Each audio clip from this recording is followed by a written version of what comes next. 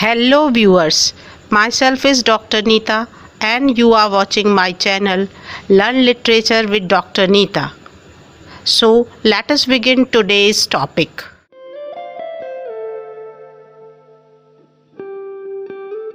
So hello dear students, today we will learn about Sir Philip Sidney's famous critical work, An Apology for Poetry.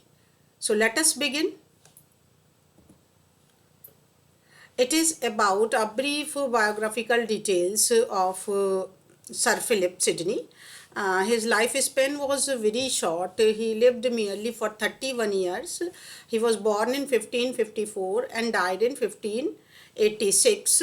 But within that short period of time, he became a famous name not only at the political level but at the literary level also. He belonged to a noble family of statesmen, and that is why opportunities was with him. His father, Sir Henry Sidney, had been Lord President of Wales thrice and Lord Deputy of Ireland also.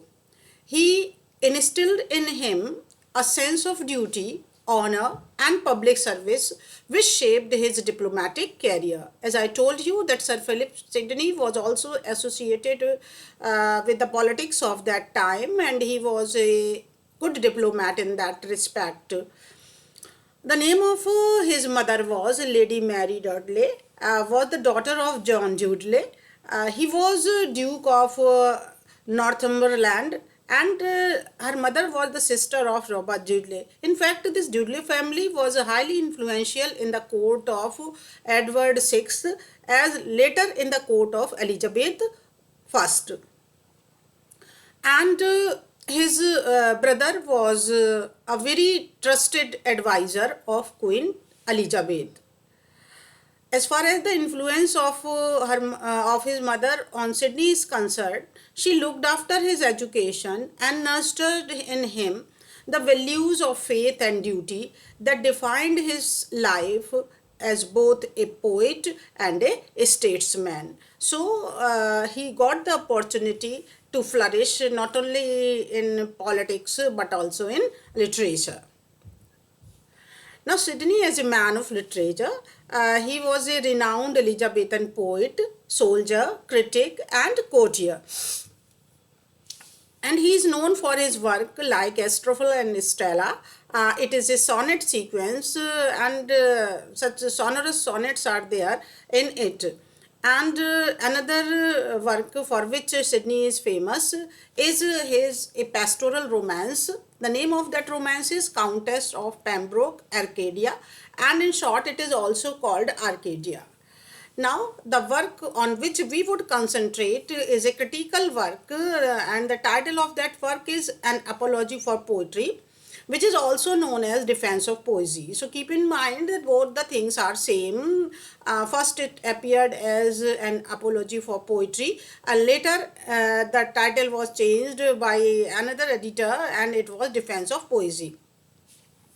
It is a significant critical work, but one thing that you should keep in mind is that this work published posthumously, though it was written in 1580, it was published in 1595 after the death of Sidney.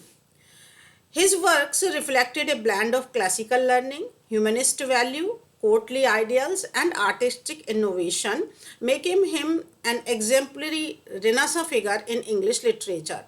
So, in Sidney, we can see the blend of both classicism and romanticism. Now, this is an overview of Apology for Poetry. What kind of book it is? It is a prose treatise or an extended essay. You may call it a long essay. It is structured as a response to critics, particularly Stephen Gosson, for the criticism of poetry. So, there, if you have seen the arguments in a court, so there is a particular structure of those arguments and they may be called the judicial arguments. First the things would be introduced, then facts would be produced, then arguments would be there, then evidences would be there, and ultimately the things would be proved. Similarly, At that time, Stephen Gosson was a critic who criticized poetry, and this apology for poetry by Sidney has been written as a response to critics like Stephen Gosson, and particularly Stephen Gosson. As far as the structure of an apology for poetry is concerned, it is like an organized judicial argument and can be divided into the following major parts. It is as a matter of study that these parts are divided, though there is no such a specific division done by Sydney. So first part is exordium or the introduction. It begins with an anecdote about horse riding. He has given an anecdote about horse riding, and nothing that he will not dwell so much on writing of poetry as the contemplation and appreciation of it.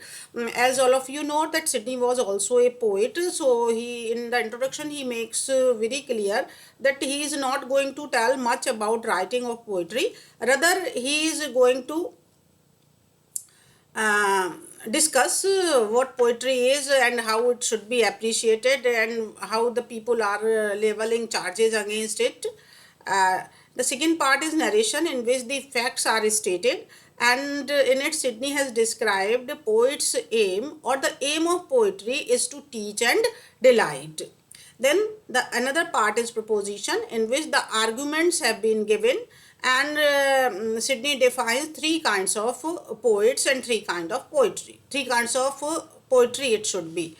And then there is confirmation. The evidences have been produced in support of the statement that this poets you should read like poetry. And when he has given arguments, as I told you that it is like a judicial argument, he is also producing certain evidences in support of his statement and tries to prove superiority of poetry over other disciplines. Now, the charges which were leveled against poetry were there, and he is refuting all the charges leveled against poetry.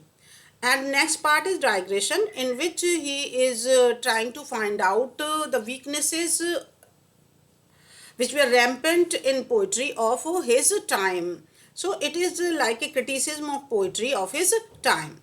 And last is peroration, or the conclusion you may call, and in it he calls for the revival of poetry. So in these are the 7 parts in which apology for poetry can be studied. Now, Sidney's idea on Plato and Aristotle's theory, it is in the introduction part. Sidney defines poetry in relation to both Aristotle and Plato. Aristotle defined poetry as mimesis, or imitation of a grand action that can instruct and delight. And Sidney accepts this aim of the art of mimesis and says that the purpose of poetry is to teach and delight.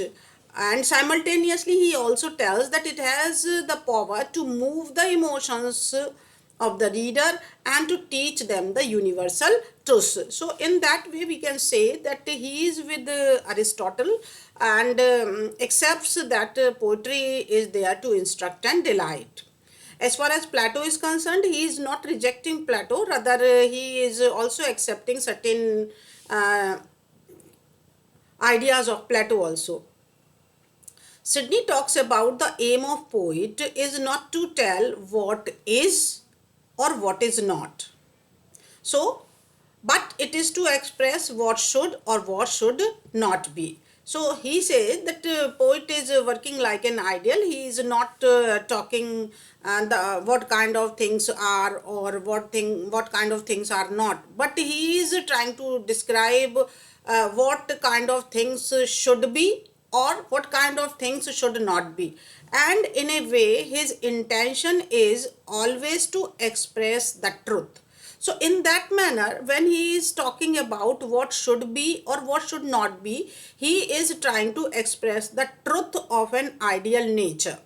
And in this respect, he is closer to Plato's idea of ideal form. Plato also talks about the ideal form. Plato also talks about the theories in which the things are discussed, that this should be the way to be followed by people, and in that manner, Sidney proves that Plato is all as Plato is talking about ideal form. Poet is also trying to express the truth of an ideal nature, and in this manner, Sidney gives due respect to Plato and Aristotle's theories. Now he has given a number of statements praising poetry. Sidney discusses the ancient status of poetry, praising its noble lineage and the respect it commanded in the classical times. He tells that even in the ancient time, poetry is appreciated and respected. It is not good to level a number of charges against it. He calls it the first light giver to ignorance that existed before any other art or science. He says that when the science and any other art was not existing, it was merely poetry which was considered the light giver. And in relation to it, he also says that the ancient Greek and Romans were the revered poets. He, appreciating poetry, he also says that no nation has been without poets. Poets are always respected in a number of nations. So poetry is not a thing to be charged for a number of things, as we would discuss later on. He also calls poetry is of divine nature, and poetry could achieve what cannot be achieved either by the historian or by the philosopher. He compares poetry to history and philosophy, and ultimately comes to the conclusion that poet not only shows and tells what virtue is, but also turn knowledge into performance. On the other hand, we would discuss in just a few slides later on that he compares poetry to history and philosophy, and ultimately proves poetry better than both of them, and how he is proving we would discuss in the other slides. He also talks about the function of poetry at the social level, as it is a thing of social utility, and it is also called the cradle of civilization by Sidney. So these are certain phrases which were used by Sidney to appreciate poetry.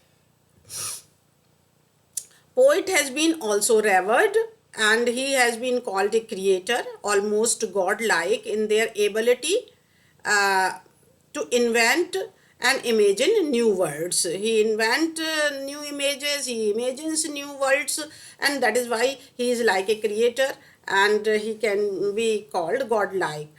Poet not only mimics reality but enhances it. As Aristotle has said, that he is making the poet is imitating something. So it is not merely the imitation, but he adds something to that imitation so that it may become a ideal kind of thing, offering insight into human nature and the ideal. Poetry serves as a social and moral function, guiding society through inspiration and education. So it is the purpose of the poet, as he has got a specific purpose in society. He has to guide society through inspiration and education. So he has proved poetry is better than other things, and poet is also a creator. Now, poetry versus philosophy and history. It is a much detailed topic in apology for poetry, and I have tried to sum up in this slide.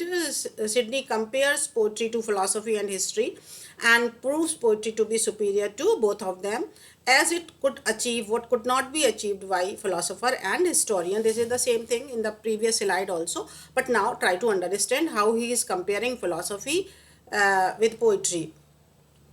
Sidney argues that philosophy teaches virtue abstractly. So, when a person is studying philosophy, he would learn virtue. Obviously, he would learn virtue. Plato has also said that, but that would be in an abstract manner. It only tells about virtues and vices, and such expression often remain accessible to only those who are already learned.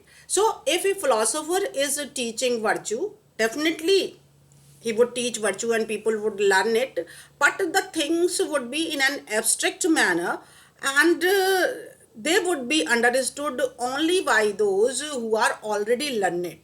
For a layman, for a general man, for a common man, such kind of abstract teaching would not be helpful. While on the other hand, poetry not only tells the virtue but also shows the virtue. It means if you are seeing a drama, or it is a poem in which some characters have been shown, so you would all automatically learn virtue from that character. So poetry is superior to philosophy, as philosophy is limited merely to the abstract representation of the thing, while the things are represented in a concrete form through poetry. And now the comparison of poetry with history. Now, if we compare history and poetry, history deals with facts and shows the experiences of past as these were. It means history is the representation of the realistic things. Whatever experiences of past were there, they were represented by a historian in the same way as they were. The main focus of history is on what happened in reality, while emphasis of poetry is not limited to the reality, rather it goes a step further to reality, and through performance, when the history is fictionalized, through performance it makes a thing or a experience a better one. And in this way we can say that poetry has the capability not only to teach but also to delight, which is not there. This delight part is missing both in philosophy and history. It combines precept with suitable examples. So whatever ideas are going to be told to the reader, they are not told in an abstract manner, rather they are justified with the suitable example. So the knowledge become accessible not only to the learned people but also to the common one. Poetry shows and tells what virtue is and also turns knowledge into performance. So the things are performed there, so the knowledge is easier to access by the common man. The poet could lead man to virtuous action by representing ideal character. So Sidney also gave an example that by presenting an ideal character in a poem or in a drama, how a poet could lead a man to virtuous action. So he proved poetry superior to philosophy and history. How poet leads man to virtuous action? Through the representation of moral ideals in heroic character. For example, a poet is presenting a heroic character on the stage, or describing his moral ideals in a poem. What would happen then? Sidney gave the example of the idealized character Cyrus, a founder of the Persian Empire. By Xenophon, he was a Greek dramatist. In his work Cyropedia, he is describing the character of Cyrus. Cyrus in this work has been depicted as a model of leadership, wisdom, and moral strength. So, Cyrus has been presented like a person who is having the quality of leadership. He is wise, he is possessing the moral strength. And when the readers are reading that story, or they are seeing the drama on the stage, they would automatically learn how to imbibe these qualities in their own characters. Sidney sees this as a prime example of how poetry and literature can offer idealized figure for the readers to motivate them to act with the same honor, courage, and justice in their own lives. So, through the character of Cyrus, as it has been presented by the poet, readers get motivated to accept those qualities even in their own characters.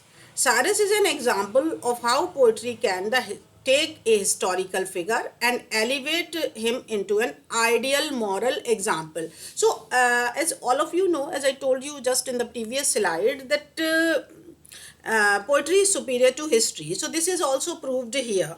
Here, there is the representation of Cyrus, but it is not in a historical manner. It is not as Cyrus was. The representation of Cyrus was not realistic in its complete sense. Rather, Cyrus has been presented as he should be. So, poetry can take the historical figure. Cyrus is a historical figure, but the poet has elevated him to an ideal moral example. So, poetry can easily teach virtue. So, Sidney thinks it right even to fictionalize history. So, if someone is fictionalizing history, Sidney says that it is right because by fictionalizing, we can make the person ideal and it would be helpful to teach virtue to the readers or the audience. Now, in another part of apology for poetry, he has discussed about various kinds of poetry, and there are basically three kinds which have been described by Sidney. One is the religious poetry, another is the philosophical poetry, and third one is the poetry as an imaginative treatment of life and nature, and it he called the right kind. So he has just given a number of kinds of poetry in this right kind, and these are the epic, pastoral, tragedy, comedy, satire, elegiac, and lyric. But the sequence is not same as it has been propounded by Sidney. But he is talking about these kind of poetry under the heading of the right kind.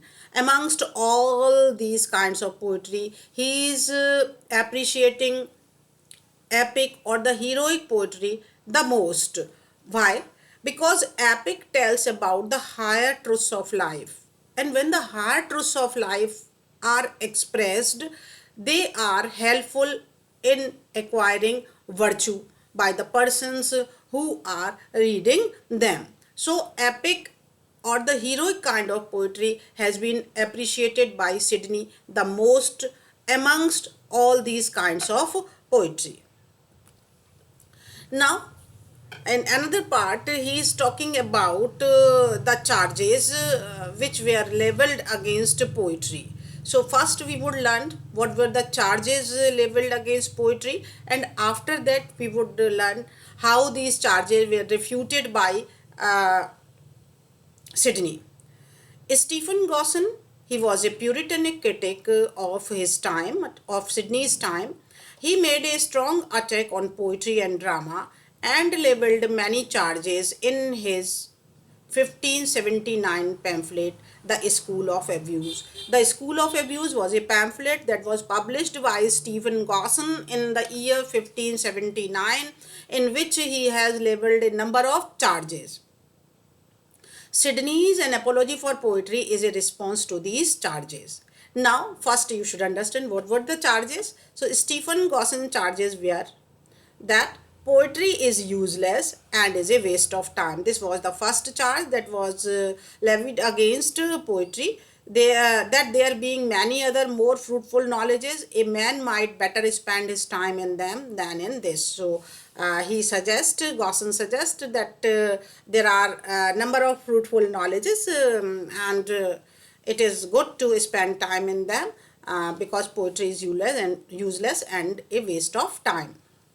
Second charge was that poetry is the mother of lies. It cannot lead to the truthful part because a number of lies have been told by the poets, so it is not good to learn poetry.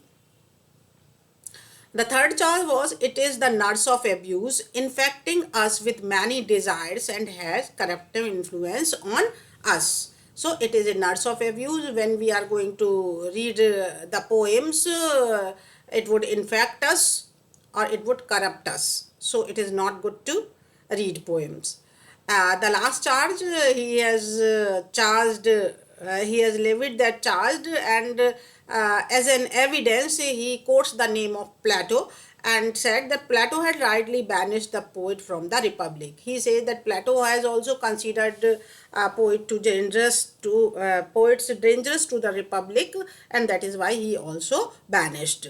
So these charges were levied in 1579, and perhaps in 1580 Sidney gave the answer to all these charges, but as I told you, it was published later on after his death. So what was the first charge? That poetry is the waste of time. And how he is defending, Sidney is defending against criticism of poetry. So this was that man can employ his time more usefully than in poetry. He says that no learning is so good that teacheth and moveth to virtue. Sidney says that there is no learning which can perform these two functions simultaneously. There is only one thing that can perform these two functions simultaneously, and that is poetry. It teacheth as well as moveth. It means it teacheth and moves the person to accept those virtues and ideals in his or her life. And through this combination, poetry can inspire people to pursue virtuous life, and this is the only objective of any art, to lead the man to the virtuous life, and poetry can very well perform. So it is not good to say that poetry is a wastage of time. He also said that it is one of the oldest form of learning, respected by ancient civilization and revered by the philosophers like Plato and Aristotle. He also gave the quotations from Plato and Aristotle and told that they also respected poetry. He calls poetry mother of all learning. On one hand, Gosson is having the charge that it is wastage of time, and Sidney is saying no, it is not wastage of time. It is mother of all learning because it was used in ancient time to teach moral lesson. That it is through poetry or moral lesson can be taught, and it is not today, but since the time, ancient time, it has been done. He says that the great thinkers like Homer and Virgil were also poets, and poetry was once a highly regarded art form that educated societies. So poetry is not wastage of time. Rather, it is a good thing, and because of poetry, we can make people learn the virtuous life, and they would also pursue it. Now, the defense against the second charge that poetry is the mother of lies. According to Sidney, a lie is an intentional deception meant to mislead.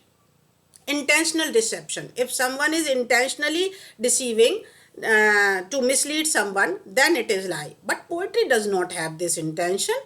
Poetry is a creation of the imagination. He says that poetry is created through imagination. It does not seek to deceive the reader into believing something that is not true. And it never says, when the thing is related to imagination, poet is never saying that you should believe in it, it is truth. But through his imagination, he is trying to reach near the truth. He says then there is no chances that the readers are never compelled to accept what the poet is saying. He says that astronomers, physicians, historians often deal with the empirical facts, and these may be false. But poets work in the realm of imagination and fiction. He is related to fiction or imagination. They never assert that they provide the factual truth. They never say that they are telling the factual truth. They always say that they are imagining the things like that. Now for the poet, he nothing affirmeth. When he is not giving affirmation to anything, then how can you say that he is lying, and therefore never lieth? Neither he is affirming, then how can you say that he is lying? The aim of the poet is never to tell what is or what is not, but what should or should not be, and he is telling what should or should not be. And in this way, his intention is always to express the truth of an ideal nature. So he is trying to express, the poet is trying to express the truth that is of ideal nature, and How he is producing that truth? With the help of his imagination, and he is never compelling anyone to accept that. He never said that I am speaking the truth. So how can he lie? So it is wrong to call poetry the mother of lies. In this way, he is refuting the second charge. Now the third one, that poetry is the nurse of abuse, that it nurses the abuse within human being. Sidney argues that misuse of poetry does not reflect on other art itself, but on people who misuse it. He says that if it is nursing the abuse, it is not the fault of poetry. Rather, it is the fault of people who are misusing it. The poetry does not abuse man's wit, but man's wit that abuses poetry. He compares poetry to other valuable things like food, wine, or sword, which can be abused but are not inherently bad. So, Sidney is giving the example that even food, wine, and sword, and you may also include nowadays a mobile is there. So, mobile is not good or bad. Mobile is invented for goodness, but how people are misusing it, it is giving rise to abuse. Similarly, he says that poetry is there for the betterment of the people, but if people are using in negative way, it is not the fault of poetry, rather it is the fault of people. As I told you by giving the example of mobile, at the time of Sydney, mobiles were not there. That is why he is giving the example of food, wine, and so. Even if food is there for the health of someone, if someone is taking excess of food or taking the stale food and getting ill, it is not the fault of the food, but it is the fault of the person who was taking it in a wrong way. Similarly, the poetry is not at fault, rather people who are using poetry, they are at fault. The true purpose of poetry is to teach virtue and inspire people to noble action. Poetry when used properly. This word is quite significant. Anything, food when used properly, wine used properly, sword used properly, mobile used properly, then it uplifts the mind and promotes moral education. He defends poetry as a noble pursuit meant to teach virtue and elevate soul. So he is refuting the third charge. Now the fourth one. Fourth charge is related to Plato, that Plato has also banished poets from his republic. Sidney asserts that Plato did not condemn poetry as a whole, but rather abusive and immoral poets who misused their art to spread falsehood and encourage vice. So he says that Plato is not condemning poetry, rather he is condemning those poets who are misusing their art. Plato found fault with the poets did not rightly apply their poetry but abused it. Plato himself was a poet, and many of his philosophical work, especially his dialogues, contain element of poetic writing, and he believed that poetry is divinely inspired. His description of the poet. Plato has described poet as a light-winged and sacred thing.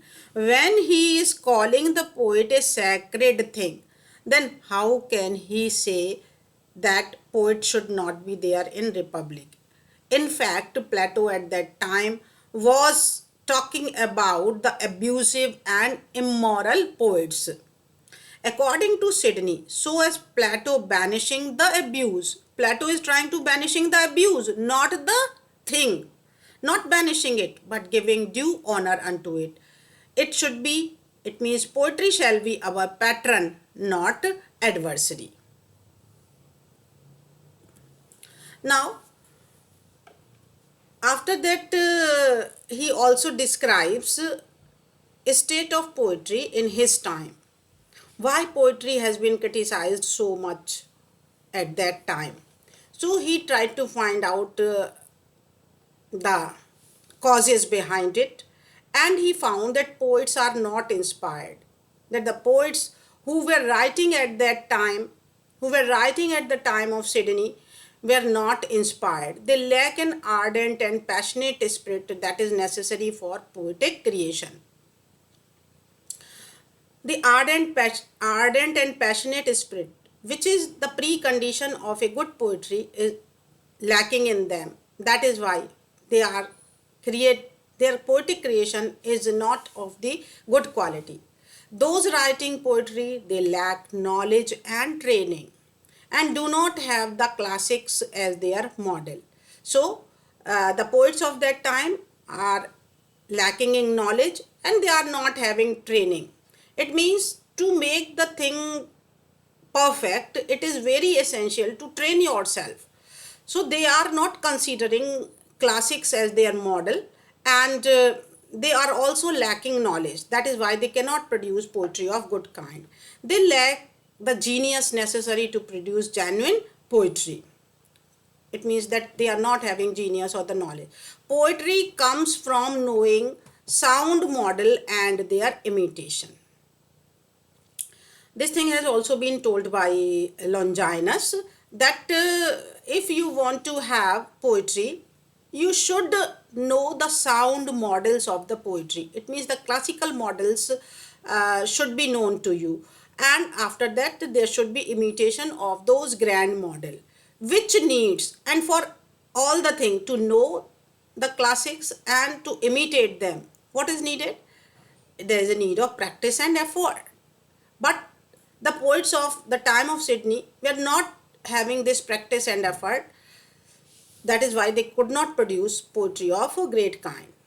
He says, poets are made, not born. Even the fertiliest ground must be manured, as there is the need of manure even to the fertile ground. Similarly, there is the need of imitation, practice, and efforts for the poet, and which the poets of his time are not putting in, and that is why they could not produce poetry of a good kind. The intricacies of poetic art are unknown to them, and that is why they are producing poetry in the name of poetry, but in reality, the true spirit of poetry is missing in their work. Now, the last one is the conclusion. Sidney concluding note is both confident and impassioned. He has refuted all the charges and he is quite confident towards the conclusion of this work, leaving reader with a sense of enduring significance of poetry, and ultimately he is capable of making the reader understand the significance of poetry. He asserts that poetry is a noble art that stands not merely as an entertainment but stands as a powerful tool for moral instruction and personal transformation. So it is not a thing for entertainment only, rather the function of poetry is the moral instruction and the personal transformation. He is a step further from Aristotle in that respect. Finally, he asserts that no matter what critics says, whatever is said by Stephen Gosson and other critics, poetry will remain a vital force in shaping human thought, culture, and virtue. Poetry would retain its place in the life of a human being. His final plea to appreciate poetry, and ultimately he make a plea to appreciate poetry and in future, and this plea of appreciating poetry is both a defense and a celebration of the values to society, its value to society. So ultimately he proved that poetry cannot be condemned or poetry should not be condemned. So thanks for your patience listening. I think you would be able to understand Apology for Poetry. And after that, I would also make two videos related to his concept or to his views on drama and to his views on different kinds of poetry. So keep in touch.